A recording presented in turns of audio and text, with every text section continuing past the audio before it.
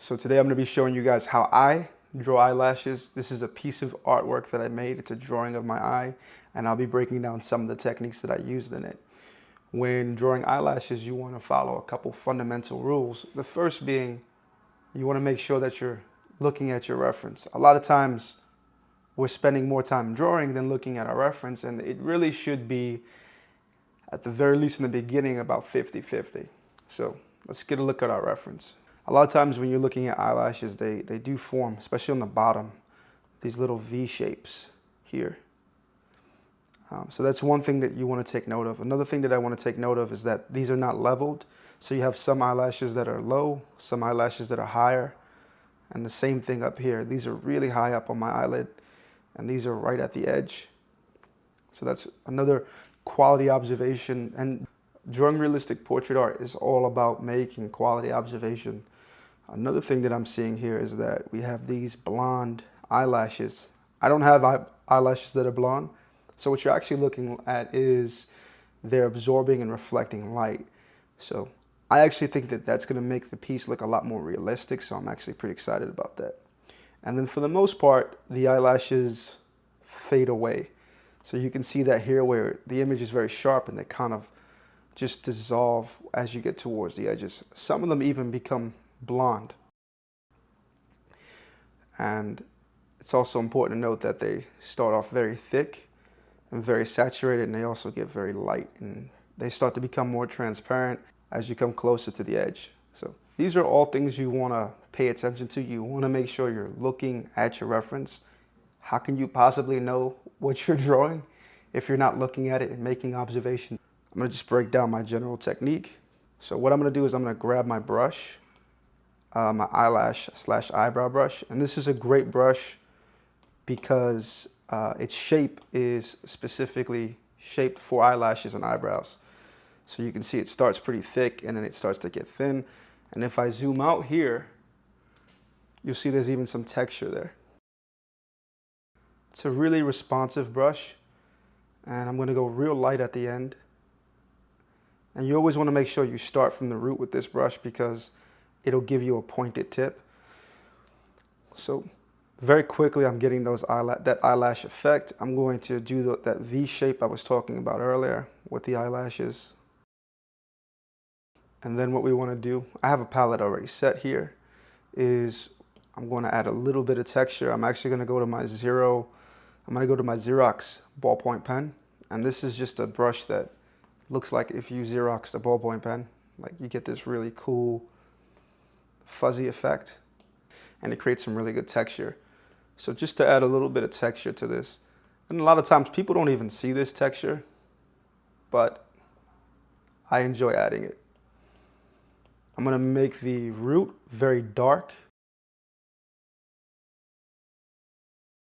If you look at the reference, the root is pretty dark, and it actually starts to cool off towards the edge. And then there's a little highlight thing that goes on with our reference. And I'm going to use this. I'll use my soft brush. You can get all these brushes in my link in bio. The reason I'm choosing this brush is because not only does it let me lay down a really nice airbrush, but it also lets me blend. So I made this brush so that it's a combination of a blending brush and an airbrush, which is pretty nifty. So I really love using it, and it's a pretty unique brush. So I'm just going to use this here to create some of these highlights that you're getting around the root of the eyelash. I'm going to do my own thing though. I'm not going to follow the reference perfectly. And I'm just going to do some highlights to let you guys know that this is the edge of where the skin is. And I'll just make that more apparent so you can see it from further away. It's good to zoom in and zoom out because a lot of times on Instagram, people are not going to be viewing your work this close up. They're going to be viewing it this close. So make sure if you're zooming in, you're also zooming out to make sure it equally looks as good. I think that's a pretty decent eyelash. When I'm rendering the highlight eyelashes, I'm using my Todd spiderweb. It'll look like this. So it's very wispy. It's got a really great texture on it. This is a unique texture that I made. I even think that the stamp is custom. Yeah, I think I'm pretty confident I custom made that stamp. So I like to use this brush when I want to create a follicle of hair that's textured. And those are the basic two techniques. So now if I was actually going in on this piece and drawing those two techniques and applying what I just showed you, I would literally just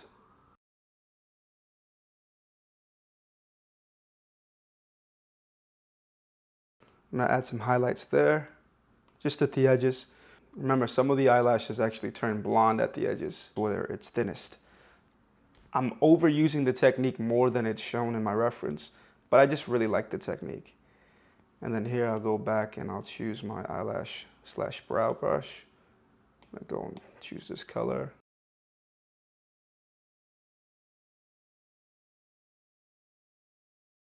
It's pretty simple. I mean, you're literally just repeating that technique, always making sure though that you're looking at your reference. So if I wanted to recreate these eyelashes, I would probably start off with my eyelash / brow brush, and I'm gonna just pick a spot.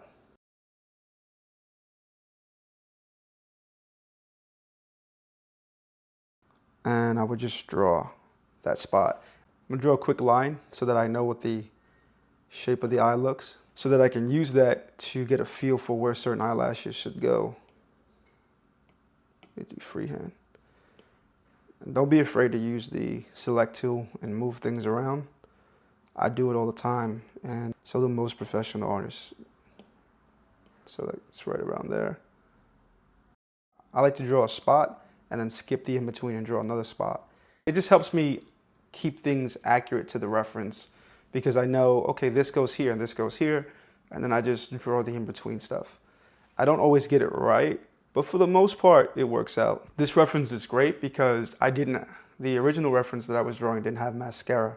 I don't know if it's called mascara, I'm not quite sure what it's called, but she's got like these caked up eyelashes, and it's great.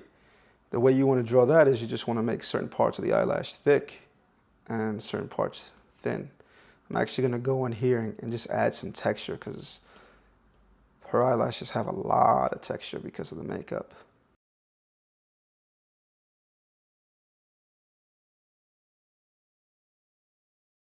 You can see she has that same V shape going on with some of the eyelashes. Some of them don't follow this rule, so you don't really, have to follow it as a law, but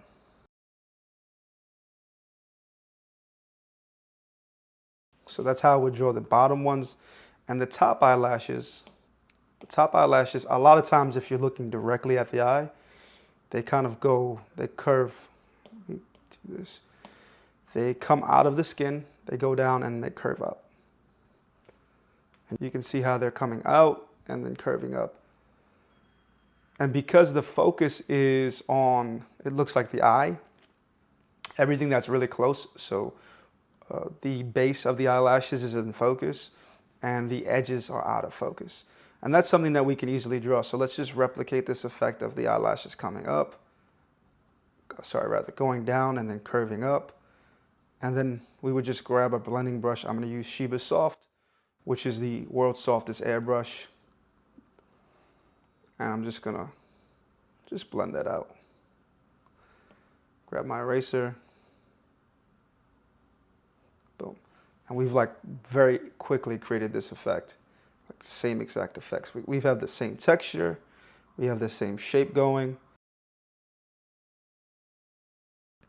Take your time when drawing. It's really important that you're not rushing it and doing this, because when you move at a pace that doesn't allow you to use control, you're probably not going to have a very convincing portrait.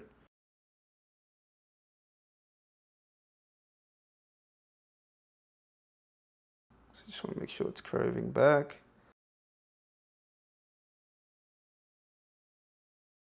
Grab my eraser. Very simple technique. And very quickly, we're recreating her eyelashes. I'm not going to draw every single eyelash here, but this is why a lot of times I don't like to give you exact steps. More importantly, I think I try to share some fundamental principles and then break down what type of observations I'm making and then how I'm recreating those observations when I'm drawing. Because portrait art is really just making quality observations, and then reverse engineering. So figuring out what brushes you're going to use to create texture, what order you're going to use your brushes in. For example, I used this really textured brush to create the eyelashes because of her makeup. And then I just used a really soft airbrush. This is the softest airbrush there ever was. I used my Shiva soft airbrush to just smudge it out a little bit, and then I just erased it because that's what's happening. And what that's doing is, once again, it's just copying the focus of the camera. Things that are out of focus are going to be blurry. They're not going to be as sharp and crisp as things that are in focus. And everything that's in focus is in the depth of field that's closest to the eye. So simple techniques. And I really do think that if you want to get better at portrait art, you should just focus on things like drawing an eye, or just drawing eyelashes one day, drawing skin the next. Because once you master all these things separately, it isn't too difficult to put them together inevitably.